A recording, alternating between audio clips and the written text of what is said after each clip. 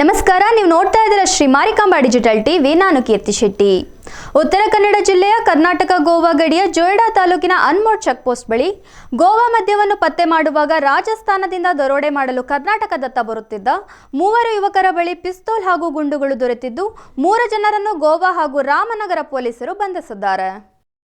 ಬಂಧಿತ ಆರೋಪಿಗಳ ಪೈಕಿ 2 ರಾಮನಗರ ಪೊಲೀಸರ ವಶದಲ್ಲಿದ್ದರೆ ಇನ್ನೋರ್ವನನ್ನ ಗೋವಾ ಪೊಲೀಸರು ವಶಕ್ಕೆ ಪಡೆದಿದ್ದಾರೆ.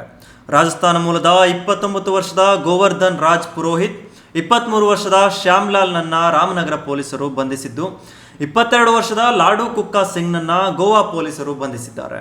ದರೋಡೆ ಮಾಡುವ ಉದ್ದೇಶದಿಂದ ಗೋವಾದಿಂದ ಕರ್ನಾಟಕಕ್ಕೆ ಬಸ್ನಲ್ಲಿ ಬರುತ್ತಿದ್ದ 4 ಆರೋಪಿಗಳು ಅನ್ಮೋಡ್ ಅಬಕಾರಿ ಚೆಕ್ ಪಾಯಿಂಟ್ನಲ್ಲಿ ಪರಿಶೀಲಿಸುತ್ತಿದ್ದಾಗ ಆರೋಪಿಗಳ ಕೃತ್ಯ ಬೆಳಕಿಗೆ ಬಂದಿದೆ.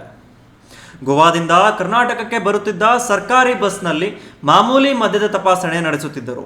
ಪೊಲೀಸರು ಬಸ್ನಲ್ಲಿದ್ದ ಇವರ ಬ್ಯಾಗುಗಳನ್ನು ಸಹ ತಪಾಸಣೆ ಮಾಡಿದ್ದು, ಈ ವೇಳೆ 2 ಆರೋಪಿಗಳ ಬ್ಯಾಗ್ಗಳಲ್ಲಿ 8 ಕಾರ್ಟ್ರಿಡ್ಜ್ಗಳ ಜೊತೆ 2 ಪಿಸ್ತೂಲ್ಗಳು ಪತ್ತೆಯಾಗಿದೆ. ಪೊಲೀಸರ ಕೈಗೆ ಸಿಕ್ಕಿ ಬೀಳುತ್ತಿದ್ದಂತೆ 4 ಜನ ಮಾರಸಂಗ್ನ ರೈಲ್ವೆ ಗೇಟ್ನತ್ತ ಓಡಿ ಹೋಗಿದ್ದಾರೆ. 2 ಆರೋಪಿಗಳನ್ನ ರಾಮನಗರ ಪೊಲೀಸರು ಬಂಧಿಸಿದ್ರೆ ಇನ್ನೋರ್ವ ಗೋವಾ ಪೊಲೀಸರ ಕೈಗೆ ಸಿಕ್ಕಿ ಬಿದ್ದಿದ್ದಾನೆ. ಮತ್ತೊಬ್ಬ ಆರೋಪಿ ಚೆಕ್ ಪೋಸ್ಟ್ನಲ್ಲಿ ತಪ್ಪಿಸಿಕೊಂಡಿದ್ದಾನೆ. ಘಟನೆ ಸಂಬಂಧ ರಾಮನಗರ ಠಾಣೆಯಲ್ಲಿ ಪ್ರಕರಣ ದಾಖಲಾಗಿದೆ.